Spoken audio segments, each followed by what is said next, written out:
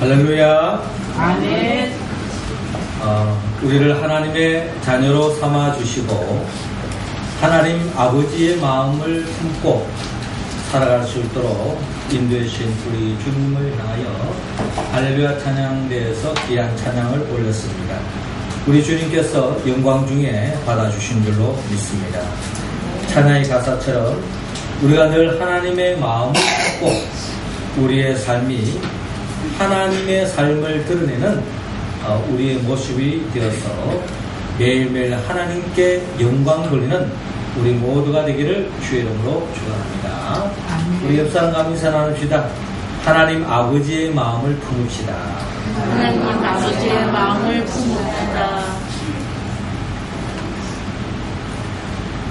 서울 신랑과 전라도 신부가 그야말로 깨가 쏟아지는 신혼생활을 하던 중에 아마 오늘같이 비가 내리고 날씨가 우중충한 그런 속에서 국수를 삶아 먹게 되었습니다.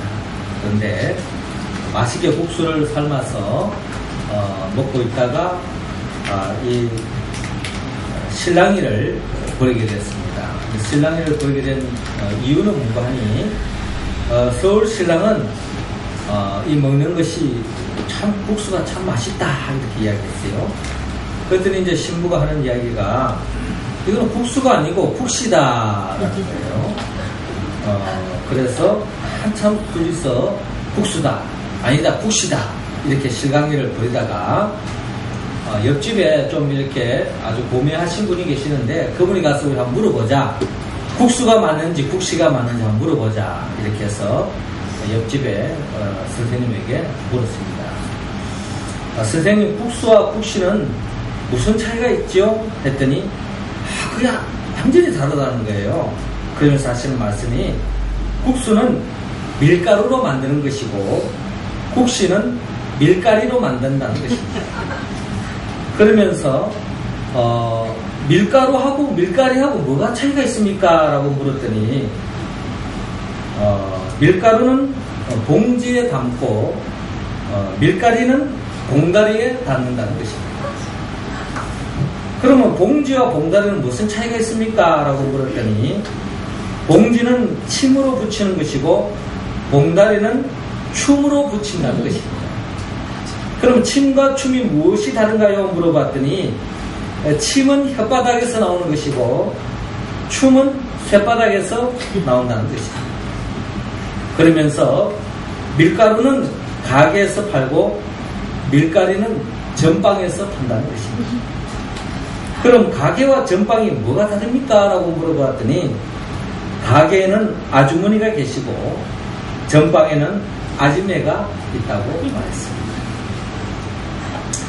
날씨가 우중충한 가운데서 여러분들의 마음을 좀 업시키기 위해서 무슨 이야기를 해봤습니다. 요즘 우리 날씨 일기를 바라보면은 참으로 변덕스럽습니다. 맑은 날씨와 흐리고 비 오는 날씨가 계속 교차되고 있습니다. 늘 맑지만은 않고 또 그렇다고 해서 늘 흐르지도 않습니다. 맑음과 흐림이 교차되고 있습니다. 우리의 삶의 여정도 마찬가지입니다. 늘 밝은 삶만 있는 것이 아니고 또 슬픔도 우리의 삶 속에 찾아오고 있습니다. 특별히 오늘 성경이 본문이 기록되어 있는 마가복음 6장의 말씀 전체를 보면은 여기에도 슬픔과 기쁨이 교차되고 있는 것을 볼 수가 있습니다. 요한복음 6장에 시작되는 말씀 보면 예수님께서 갈릴리 지방에 가서 또 예수님이 자라났던 그 동네 회당에서 주의 말씀을 전가하는 가운데 많은 사람들이 주님의 말씀에 대해서 기이하게 여겼지만 결과적으로 그의 가족들과 친척들과 또 회당장들과 또 이웃들이 예수님을 배척하는 모습을 바라볼 수 있습니다. 예수님 마음이 더없이 무거웠겠죠. 천국 복음을 전가하는 가운데 그 말씀을 받아들이기는커녕 그 말씀을 배척하니 주님 마음은 더없이 어두울 수밖에 없었을 것입니다. 뿐만 아니라 오늘 성경 본문에도 기록되어 있는 것처럼 마가복음 6장 14절 이하에도 바로 이 세례 요한에 대한 이야기가 나오는데, 이 세례 요한의 삶이 결국 죽음을 당하는, 즉 순교를 당하는 이야기로 채워져 있는 것을 볼 수가 있습니다. 그러나 요한복음 6장은 이렇게 슬픔의 소식, 먹구름이 짙어져 있는 날씨와 같은 그런 모습만 기록되는 것이 아니라, 또 우리의 마음을 더없이 기쁘게 하고 밝은 화창한 날씨와 같은 그런 이야기들로도 또 이어져 있습니다. 특별히 오병이어의 기적의 이야기도 나오고 있습니다. 버릇떡 5개와 물고기 2마리로 5,000명 이상의 많은 사람들이 먹고 남는 놀라운 역사가 일어나기도 합니다. 뿐만 아니라 또한 예수님께서 풍랑이는 그 바다를 걸어가시는 모습까지도 보여주는 것을 바라볼 때에 더없이 제자들의 입장에서 신바람 나는 이야기고, 우리 또한 그 말씀을 읽을 때에 참으로 신나는, 더없이 기쁨이 넘치는 말씀으로 우리에게 다가옵니다. 이처럼 마가복음 6장의 말씀은 슬픔의 말씀과 또 기쁨의 말씀, 이런 말씀이 어우러져 있는 것처럼 우리의 삶의 여정이 슬픔과 기쁨으로 버무려져 있고, 또 우리의 신앙의 여정도 끊임없이 슬픈 일만 있는 것이 아니라 기쁜 일도 있고, 또 기쁜 일만 있는 것이 아니라 슬픈 일도 교차되고 있는 것을 우리는 고백하지 않을 수 없습니다. 그러나 그 어떠한 인생이든 모두가 나름대로 기쁨과 슬픔에 어우러져 살아가고 있습니다. 중요한 것은 이 슬픔과 기쁨이 더 중요한 것이 아니라, 더 중요한 것은 우리가 얼마나 존재 목적에 이끌려 살아가고 있는가. 하나님이 우리를 이 땅에 보내신 그 뜻을 붙잡고, 하나님이 우리에게 맡겨주신 그 사명을 붙잡고 살아가고 있느냐 하는 것이 더 중요하다는 것입니다. 오늘 성경의 본문의 말씀에는 하나님의 뜻을 붙잡고 하나님이 이 땅에 그 보내신 목적에 이끌려 살아가는 행복한 사람, 어떻게 보면 신앙적으로 성공한 사람을 우리가 만날 수 있는데, 그 사람의 이름이 세례 요한입니다. 세례 요한은 특별히 복음서를 통하여서 세례 요한의 삶은 장차 오시는 그 예수 그리스도의 삶을 집약하고 있고 예표하고 있습니다. 예수님의 많은 복음서를 통하여 예수님의 많은 이야기가 나열되고 있지만, 짧은 인생으로 살았던 이 세례 요한을 바라보면은 이 세례 요한의 삶이 결국 예수 그리스도의 삶으로 연결되어지고, 이 세례 요한의 삶이 장차 오실 그 예수 그리스도의 삶을 예표하고 있는 것을 바라볼 수 있습니다. 그리고 세례 요한의 삶은 장차 예수 그리스도를 믿는 우리들의 삶과 밀접한 연관성이 있다 하는 것을 우리는 바라볼 수 있습니다. 세례 요한은 예수님께서 말씀하셨던 것이 여자가 낳은 자 중에 세례 요한보다 뛰어난 자가 없다라고 이야기할 정도로 우리 모두에게 삶의 모델을 삼아라고 말씀하고 있습니다. 오늘 이 시간에는 우리가 오늘 주신 말씀을 통하여서 진정 하나님의 뜻과 나라와 영광을 위하여서 어떠한 희생도 감수하고 주의 뜻을 이루기 위하여 하나님의 뜻대로 하나님이 주신 그 사명을 이루기 위하여 사셨던 그 세례 요한을 중심으로 해서 우리가 이제 예수 그리스도 안에서 우리의 삶이 어떻게 펼쳐져야 할 것인가 하는 것을 우리가 헤아려 보고, 또 세례 요한처럼 우리도 하나님 앞에 영광받고 칭찬받는 우리의 삶의 모습이 되기를 원합니다. 자, 그렇다면 세례 요한을 통하여서 우리가 살아야 할 삶의 모습, 우리의 삶의 모델되는 이 세례 요한을 통하여 우리는 어떤 삶을 살아야 되겠습니까? 오늘 성경은 이 세례 요한의 삶은 한마디로 죄인을 살리는 삶이었다라고 성경은 오늘 본문 14절 중심으로 우리에게 말씀하고 있습니다. 자, 우리 14절 말씀 우리 같이 한번 읽어봅시다. 시작. 이에 예수의 이름이 드러난지라. 헤롯 왕이 듣고 이르되 이는 세례 요한이 죽은 자 가운데서 살아났도다. 그러므로 이런 능력이 그 속에서 일어나느니라 하고. 아멘. 예수님과 대조적인 인물을 오늘 우리는 성경 본문에서 헤롯 왕을 만날 수 있습니다. 헤롯 왕은 예수님의 이름이 사람들 사이에 널리 알려지므로 그 소문을 듣게 되어집니다. 그런데 헤롯 왕은 순간 양심에 찔림을 받아서 지난날에 자신이 목빈 세례 요한이 되살아난 줄로 생각합니다. 자기가 죽인 줄로 생각했는데 예수님이 하시는 그 모든 삶이나 들려주는 이야기나 그런 표적이나 하는 그런 모든 것들이 세례 요한이 다시 살아난 것이 아니냐라고 많은 사람들이 이야기할 정도로 세례 요한의 삶과 너무나도 동일성을 갖고 있는 것을 바라보게 되어졌습니다. 이로 인하여 세례 요한이 다시 죽은 자 가운데 살아난 줄로 생각하고 세례 요한은 두려움에 떨고 있었습니다. 살인자 헤롯 왕을 두렵게 한 세례 요한은 어떤 사람이었습니까? 세례 요한을 가장 대표하는 세례 요한이 이 땅에서 광야에 외치는 자의 소리로서 그가 전개했던 말씀에 성경에 기록된 말씀은 유일하게 한 가지입니다. 그는 하나님의 말씀을 품고 전파했던 내용은 한 가지 말씀입니다. 그것은 다름이 아니라 회개하라 천국이 가까이 왔느니라. 회개하라 천국이 가까이 왔느니라 라고 세례 요한은 백성들에게 회개를 촉구했습니다. 왜냐하면 그 당시에 많은 사람들이 죄의 길로 갔기 때문입니다. 여러분, 죄의 길로 갔다는 것은 우리가 심각하게 생각할 수 있지만 사실 죄의 길로 갔다는 것은 세상 재미 보고 살아갔다는 것입니다. 사실 우리의 삶, 이 세상에 살아가는 많은 사람들이 이 세상 재미에 빠지기를 원하고 있습니다. 이 세상 재미를 더 많이 누리기를 원합니다. 그런데 거기에는 함정이 있습니다. 세상 재미에는 우리는 자칫 죄를 범하는 것과 연결되어져 있는 것을 우리는 바라볼 수 있습니다. 죄에 물들어지니까 세상 재미는 있을지 모르지만 결국 죄의 심각성을 깨닫지 못한다는 것입니다.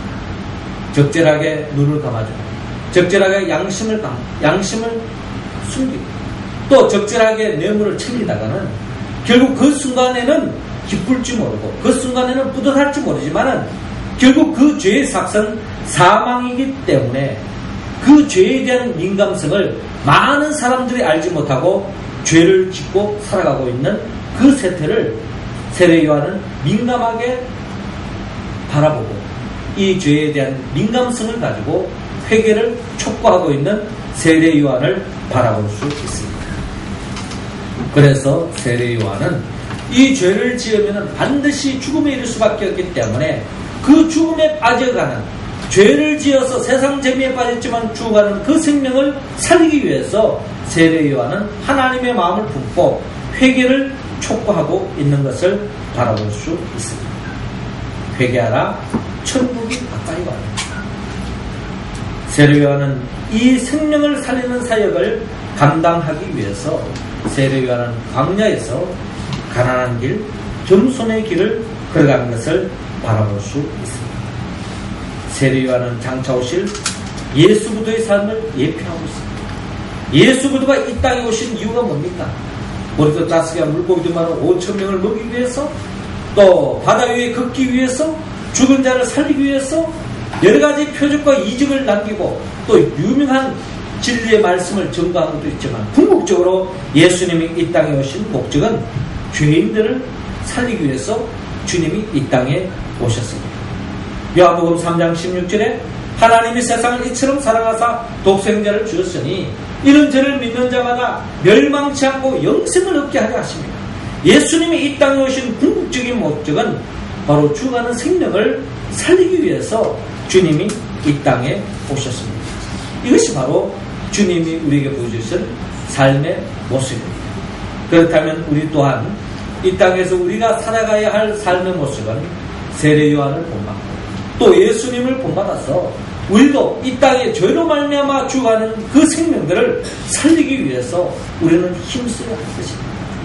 이 세상은 육신의 몸이 얼마나 건강하냐, 그게 건강한 줄로 생각합니다. 또 경제적인 얼마나 풍요를 누리냐, 거기에 관심을 두고 있습니다. 그러나 믿음의 사람들은 영적인 하나님 앞에 죄를 지은 사람은 반드시 불행해질 수밖에 없고 멸망할 수밖에 없고 저주받아 영원한 지옥에 떨어질 수밖에 없다는 것을 우리는 인식하고 세례 요한이 품었던 그 마음을 품고 또 주님의 마음을 품고 아직도 예수 그리스도를 알지 못하고 죽어가는 죄인들을 구원하기 위하여 힘쓰는 우리의 모습이 되기를 주님은 원하고 있습니다. 주 예수를 믿어라. 그리하면 너와 내 집이 구원을 얻으리라 하는 이 증거로 우리는 주의 복음을 증거해야 할 것입니다. 다니엘서 12장 3절에 지혜 있는 자는 궁창의 빛과 같이 빛날 것이요 많은 사람을 옳은 대로 돌아오게 하는 자는 별과 같이 영원토록 비치리라 라고 말씀하고 있습니다.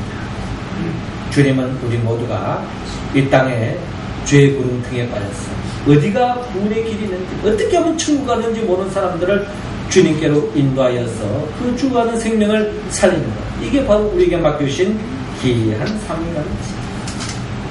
어느 목사님이 우체국을 가는 길을 어느 아이에게 물었습니다. 아이야, 여기 우체국이 어디냐? 라고 물었더니 그 아이가 아주 예의 바르게 우체국을 가는 길을 가르쳐 줬습니다.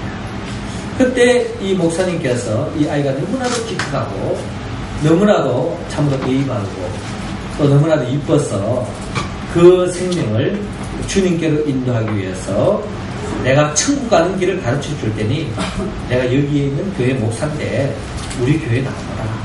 그리고 내가 교회에 나오면은 설교 말씀을 잘 들으면 천국 가는 길을 알게 될 것이다. 꼭 오라고 이야기하는 것입니다. 그때 이 아이가 하는 말이 농담하지 마세요. 아저씨는 우체국 가는 길도 모르잖아요. 라고 이야기합니다. 그렇습니다. 우리는 우체국 가는 길을 모른다 할지라도 천국 가는 길을 알고 있습니다. 예수 그리스도를 믿을 때에 우리는 진정한 하나님이 예비해 놓으신 천국 갈 수 있다는 것을 우리는 알고 있습니다. 이 복음을 우리 믿음으로 살고 있습니다. 우리 주에는 아직도 그 복음을 알지 못하는 자에게 주의 복음을 우리는 증거하였습니다. 죄로 말미암아 죽어가는 사람을 살리는 이 역사에 동참하는 우리 모두의 되기를 주의 이름으로 축원합니다. 이어서 두 번째로 우리는 세례 요한을 통하여 우리가 이 땅에 살아야 할 삶의 모습을 그려봅니다. 특별히 오늘 본문 18절을 통하여 말씀하고 있습니다. 18절 우리 다 같이 한번 할렐루야 찬양 되는데 한번 읽어주시기 바랍니다. 시작. 이는 요한이 베드로에게 말하되 동생의 아내를 취한 것이 옳지 않다 하였습니다. 아멘. 하나님께서 오늘 본문 18절을 중심으로 바르게 고치는 삶을 살아라고 말씀하고 있습니다. 예수님과 대조적인 인물, 그분이 바로 헤롯 왕입니다. 헤롯 왕은 자신의 행복을 위해서, 자신의 목적을 위해서 수단과 방법을 가리지 않았습니다. 헤롯 왕은 자기 동생 빌립의 아내 헤로디아와 혼인을 합니다. 이 소문을 들은 세례 요한은 헤롯에게 동생의 아내를 취하는 것이 옳지 않습니다. 자신의 권력으로 동생의 아내를 빼앗는 것은 결국 잘못된 것이라고 지적합니다. 헤롯 왕은 그 소리를 듣고 아주 기분이 나빠합니다. 그래서 세례 요한을 옥에 가둬버립니다. 헤롯 왕으로부터 잡혀 옥에 갇힌 세례 요한. 그분은 어떤 사람입니까? 세례 요한이 이 땅에 하신 많은 사역 중에 중요한 것은 세례 요한의 이름 그대로 세례를 베푸는 일을 했습니다. 세례 요한은 이 세례를 베푸게 된 것은 세례 요한은 백성들에게 회개를 촉구할 뿐만 아니라 세례를 받아가는 것입니다. 세례를 받는 것은 더 이상 내 중심으로 살지 않고 하나님 중심으로 살겠습니다 하는 그 결단을 촉구하고 하나님의 뜻대로 살아가는 것입니다. 그리고 잘못을 뉘우치고 돌이키고 새로운 삶, 바른 삶으로 나아가기를 원하고 있습니다. 정죄가 목적이 아니었습니다. 바른 삶으로 나아가기를 원하는 겁니다. 여기에 살 길이 있고 하나님의 복이 임하는 것입니다. 세례 요한의 삶은 이미 예수 그리스도의 삶을 예고하고 있습니다. 예수 그리스도의 삶 또한 이처럼 우리의 삶을 바르게 고치는 삶이었습니다. 죄인을 정죄하고 질타하고 그것을 멸망시키고 심판하기 위해서 주님이 이 땅에 오신 것이 아니라 주님은 이 정죄함으로 죽이는 일을 거절하고 죄인을 사랑하고 살리는 일에 힘썼던 예수님을 바라볼 수 있습니다. 예수님은 요한복음 8장을 통하여 현장에서 가늠한 여인을 사랑하고 용서함으로 새로운 삶의 기회를 열어주셨던 분이 바로 우리 주님의 삶의 특징이었습니다. 세례요한도 회개를 촉구하는 것은 정죄하기 위해서 회개를 촉구하는 것이 아니라 바른 삶으로 인도하기 위해서 회개를 촉구하고 세례를 베푼 것을 바라볼 수 있습니다. 현장에서 가늠한 여인, 모든 사람들이 율법의 이름으로 이 현장에서 가늠한 그 여인을 돌로 쳐 죽이려고 했습니다. 죄의 이름으로, 율법의 이름으로 죽이려고 했습니다. 그러나 주님은 죄 없는 자 먼저 돌을 던지라 라고 말씀하셨습니다. 주님께서는 정죄하기보다는 그 사람의 죄를 돌이키고 회개하고 또 하나님 기뻐하는 삶으로 돌이키기를 원합니다. 모든 사람이 양심의 가책을 느낀 나머지 불끈지었던 돌멩이를 땅에다 내놓고 제갈 길로 갑니다. 그러면서 예수님이 현장에 가늠한 그 여인을 향하여 묻습니다. 그들이 어디 있느냐? 너를 정죄한 자가 없느냐? 주여 없나이다. 주님께서 말씀하시죠. 나도 너를 정죄하지 아니하노니 가서 다시는 죄를 범치 말라 라고 말씀합니다. 주님은 정죄하는 일에 앞장서지 않았습니다. 그 사람을 돌이키고 변화시키고 생명의 길로 주님이 기뻐하는 길로 나아가기를 인도하고 이를 위해서 도와주시는 예수님을 바라볼 수 있습니다.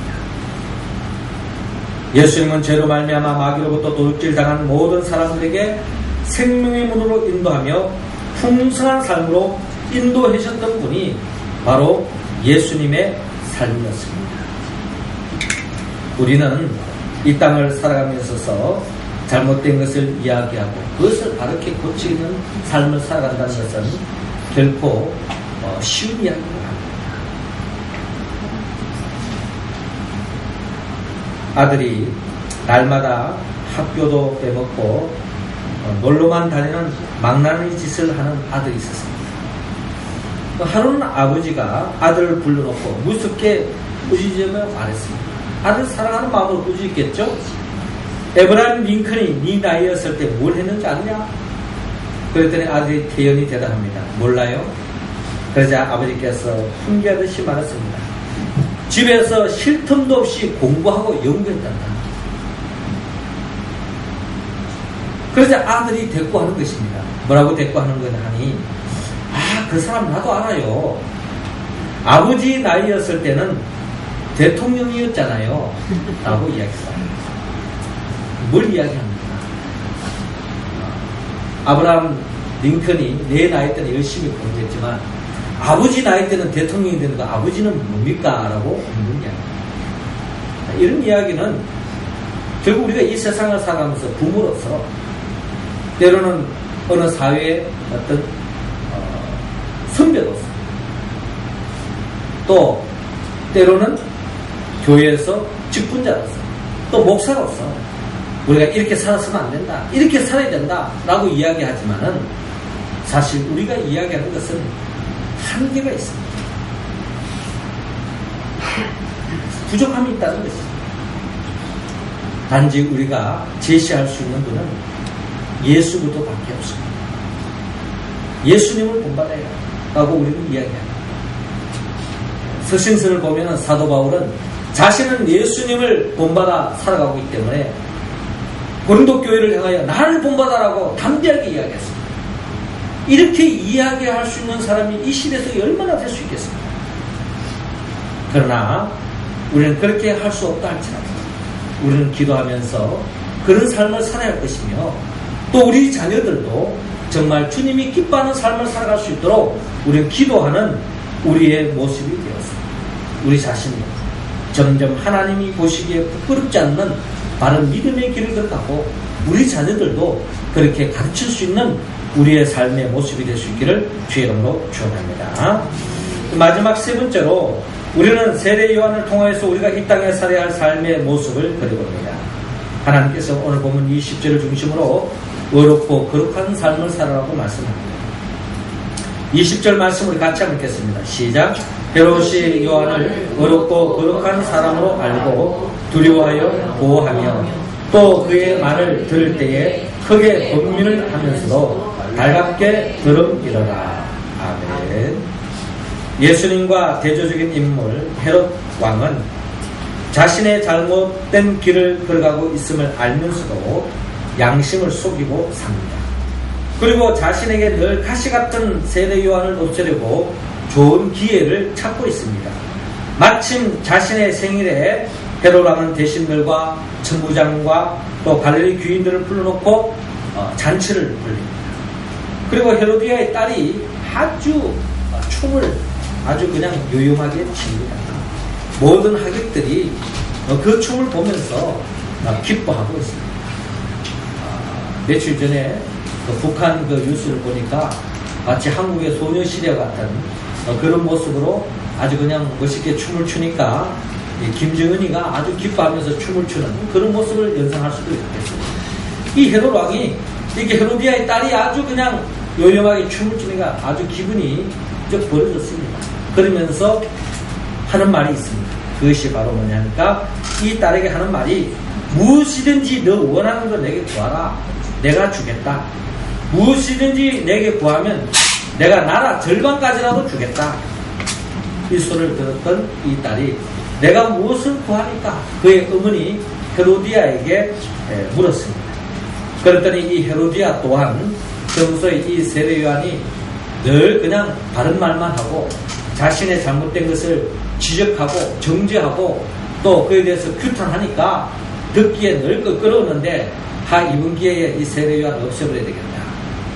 그래서 헤로디아가 그의 딸에게 세례 요한의 목을 달라고 이야기하라는 것입니다.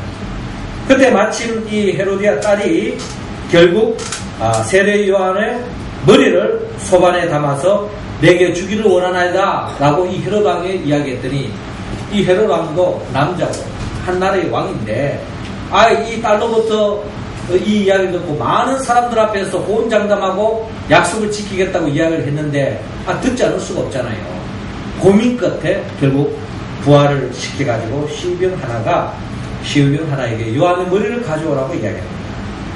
결국 헤롯 왕의 명령이 떨어지는 그 순간에 결국에는 헤롯의 명령에 따라서 세례 요한의 목이 참수되었습니다. 목이 베어져서 죽음을 당합니다. 순교를 당합니다.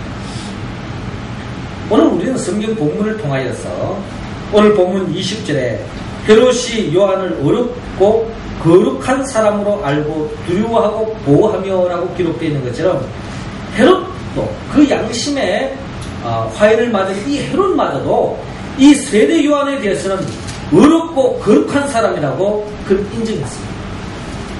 헤롯 왕만 아니라 그 당시 모든 민중들, 모든 사람들도 세례 요한만큼은 광야의 외천자로서 그 시대의 마지막 그들은 선구자로서 선지자로서 위인으로 취급했던 것이 바로 이 세례 요한입니다.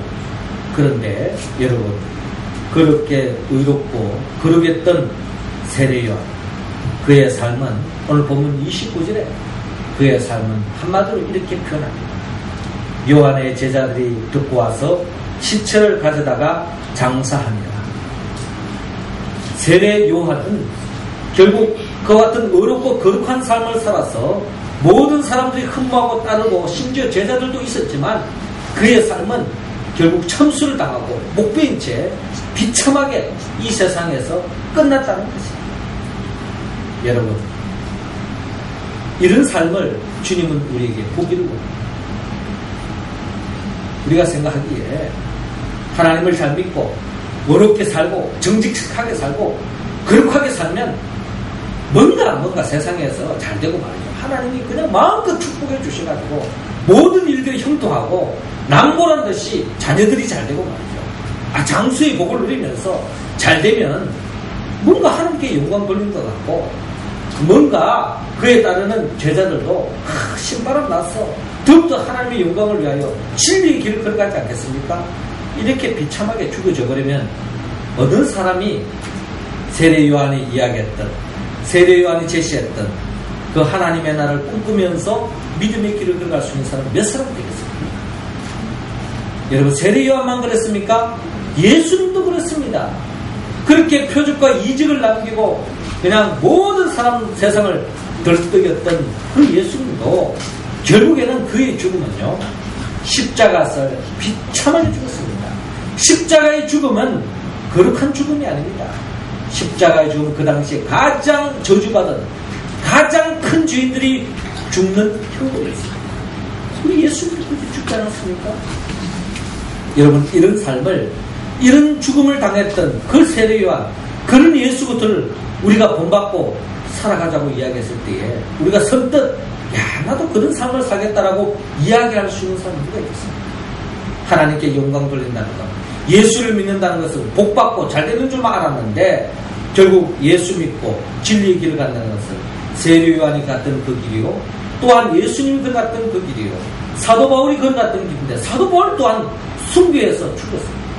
비참하게 못 비워 죽음을 당했습니다. 여러분, 이 길을 우리는 걸어갈 수 있겠습니까? 그러기에 사도 바울은 고린도전서 1장 18절을 통하여서 십자가의 도가 멸망하는 자들에게 미련한 것이요 구원을 얻는 우리에게는 하나님의 능력이라고 말씀하셨습니다. 십자가의 도가 멸망하는 자는 미련한 것이다. 멸망하고 이 세상에 빠지는 사람들은 예수 믿는 사람이야말로 정신 나간 사람이고, 한마디로 잘못된 사람, 미련한 사람이라고, 어리석은 사람이라고 이야기할 수밖에 없다. 세상 가치관을 보면 그렇다는 것입니다. 그러나 구원을 얻는 우리에게는 하나님의 능력이라고 사도 바울은 고백했습니다. 그 고백이 있었기에 사도 바울은 끝까지 죽음의 길을 감수하고라도 복음 들고 땅끝까지 나아갈 수 있습니다. 무엇이 사도 바울로 하여금 하나님의 능력을 경험했습니까? 그것은 바로 하나님께서 하나님의 뜻을 이루기 위하여 진리의 길을 갔던 사람, 예수님처럼 십자가에 못 박혀 죽은 사람은 죽음으로 끝나지 않으시고 하나님의 능력의 오른손이 예수 그들을 죽은 자 가운데 부활시켜 주었습니다. 할렐루야. 이것이 복음 중에 복음인 줄로 믿으시기 바랍니다. 우리도 하나님의 뜻대로 살아가고 이 땅에서 주님이 기뻐하는 삶을 살아갈 때는 세상적인 손해가 있을 수도 있고 고달픔이 있을 수도 있고 때문에 환난을 당할 수도 있고 애매한 고난을 당할 수도 있고, 아니 예수님같이 세례요한같이 죽음을 당할 수도 있습니다. 사도 바울같이 죽을 수도 있다는 것입니다. 그러나 반드시 하나님께서 우리를 죽음의 자리에 머물게 하지 않으시고 부활의 생명으로 영광스러운 삶으로 우리를 인도해 주신다는 것이 성경에 말씀하는 복음의 말씀이요 진리의 말씀이라는 것입니다. 우리의 삶의 여정에도 때로는 주님 때문에 그런 날과 같이 우리의 마음을 무겁게 하고 고달프고 힘든 삶이 펼쳐질 수 있습니다. 그러나 끝까지 주의 뜻대로 살아가는 사람은 하나님이 예배로우신 그 복을 받아 누릴 줄로 믿고, 오늘 우리에게 주신 말씀처럼 세례 요한을 통하여 예수님을 통하여 우리가 살아야 할 삶의 모습, 죄인을 살리고 바르게 고치며 어렵고 거룩한 삶, 그 길을 나를 위하여 죽으시고 부활하신 예수 그리스도의 보혜사 성령의 도움을 받아 이 말씀에 응답함으로 하나님께 영광 드리고 끝까지 이 세상을 이기고 진리의 길로 나아가는 우리 모두가 될 수 있기를 주의 이름으로 축원합니다. 기도드리겠습니다. 생명의 영 보혜사 성령님이시여, 이 시간에 우리에게 거룩한 영 보혜사 성령을 기름 부어 주시옵소서. 어떠한 희생을 감수하고 세례 요한처럼 또 나아가 예수 그리스도처럼 죄인을 살리고 바르게 고치고 어렵고 거룩한 믿음의 길을 끝까지 걸어가 하나님께 영광 돌리고 모든 사람들에게 좋은 영향력을 끼치는 하나님의 자녀된 삶, 오늘 할렐루야 찬양대원들이 찬양했던 하나님 아버지의 마음을 품고 살아가는 우리의 삶이 될 수 있도록 인도하여 주옵소서. 예수님의 이름으로 기도드립나이다. 아멘. 찬송가 429장 찬양하면서 준비하시는 것 드리겠습니다.